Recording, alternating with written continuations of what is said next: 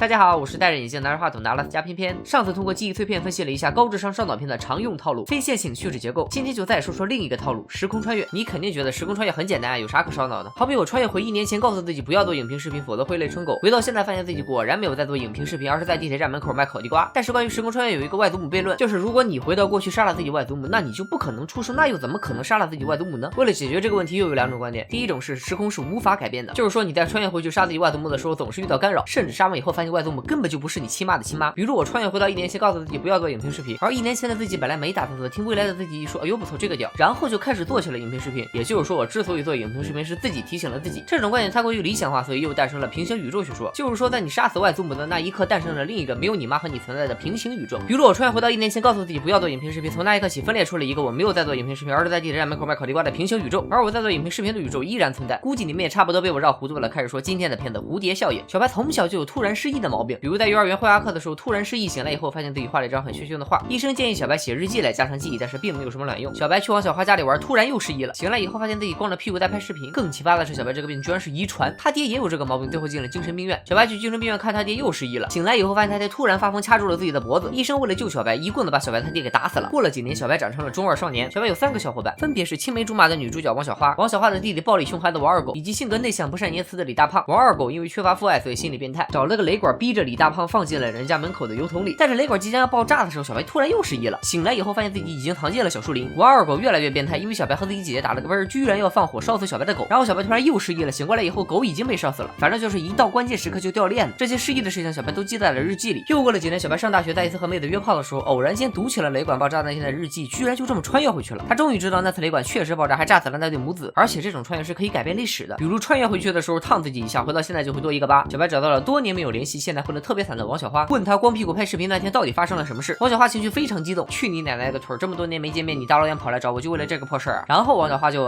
自杀了。就是这么一枚刚烈的女子。小白心说搞毛啊，电影她演了1/3，女主角就死了，我一个人还演个屁啊！不行，我一定要把她救回来。所以小白读日记穿越回光屁股拍视频那天，发现王小花她爹原来是个变态恋童癖。小白警告他要对自己的女儿好一点。穿越回到现在以后，果然自己的人生轨迹和记忆彻底改变。王小花健康茁壮的成长，不但没有自杀，还变成了小白的女朋友，就躺在小白的身边。但是万万没想到，虽然王小花的变态爸爸对王小花很好，但是反而对王小花的弟弟王二狗更差劲了，导致王二狗比现在还要变态，说什么也得弄死小白。小白失手打死了王二狗，被关进牢里，整天被牢里的恶霸欺负。没事，咱会穿越怕啥啊？小白先穿越回了幼儿园时代，画了一幅捅死恶霸的画发泄一下，然后把自己的手往钉子上扎。穿越回来以后，小白的手上去多了一个像圣痕一样的疤痕。基督徒室友以为是耶稣显灵，就帮助小白报仇，杀死了恶霸。小白在通过读日记穿越回了王二狗烧狗的那一天，让他割开绳子救狗。但是万万没想到，李大胖因为雷管事件早就对王二狗心怀怨恨，直接捅死了王二狗。历史再一次被改写，王二狗挂了，李大胖成了杀人犯，王小花更惨，变成了妓女。没办法，小白穿越到去精神病院看他爹那天，求助他爹。他爹说自己当年也这样，每次穿越都希望把历史往好的方向改写，却总把事情搞得越来越糟。奉劝小白不要再穿越，否则早晚连自己的老妈也要害死。小白偏偏不信邪，一定要靠自己的力量改写历史。他爹为了防止事态进一步恶化，决定掐死小白。这就解释了当年小白他爹为什么突然发疯。哎，接着穿吧。小白又穿越回了雷管爆炸那一天，大声提醒那对母子有危险。回到现在以后，发现自己的双手却被炸没了。王小花也成了李大胖的女朋友。变态王二狗因为救了那对母子，洗心革面成了3好学生。而自己老妈也因为有个残疾儿子，整天抽烟得了肺癌。果然要把自己亲妈害死啊！更傻逼的是，双手炸没了以后，小白就再也没有写日记。好在双手炸没之前写的日记还在。小白又穿越回了光屁股拍视频那一天，找到雷管威胁王小花的变态老爹。谁知道雷管突然爆炸，炸死了王小花。回到现在以后，小白彻底傻逼了，因为当年亲手杀死王小花，大受打击，从此再也没有写日记。但又总是吵着要日记，也被当成了精神病，关进了精神病院。医生告诉小白，你爹也是这个毛病，明明没有影集，却整天吵着要影集。小白这才明白，不光是日记，所有能记录回忆的东西都可以拿来穿越。所以小白找来自己小时候的录像带看。王小花曾经对小白说过，就因为他喜欢小白，所以才在父母离婚的时候选择跟了自己的变态老爸。小白穿越到了自己和王小花第一次见面的时候，警告王小花不要和自己做邻居，从此改变历史。法院没有把王小花和王二狗判给他们的变态老爸，而是判给了他们善良的老妈，从此避免了所有悲剧的发生，4个孩子都健康长大。这个片子一共有4个结局。第一个结局是多年以后，小白在街上偶遇王小花，2个人重新在一起，过上了没羞没臊的幸福生活。第2个结局是小白和王小花擦肩而过，但是小白又回过头去追王小花。第3个结局是小白没有回头追，2个人从此成为陌生人。第4个结局最悲剧但也最深刻，小白没有穿越到他和王小花第一次见面那天，而是看了自己出生时的录像带，穿越到自己老妈肚子里，用脐带把自己给勒死了，为了自己的家人和朋友牺牲了自己。这是一部非常值得一看的烧脑片，虽然已经被我剧透的差不多了，但还是强烈推荐你们看看完整版。